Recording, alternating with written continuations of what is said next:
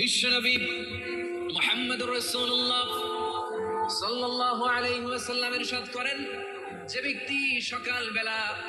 তিনবার তেলাওয়াত করবে আউযু বিল্লাহিস সামিউল আলিম মিনাশ শাইতানির রাজীম,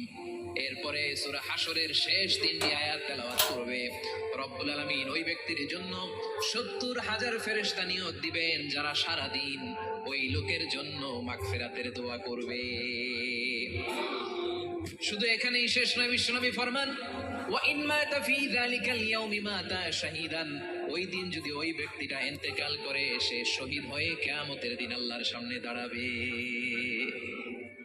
সকালবেলা যদি পড়েন তিনবার আউযু বিল্লাহিস সামিউল আলিম মিনাশ শাইতানির রাজীম তিনবার পড়ে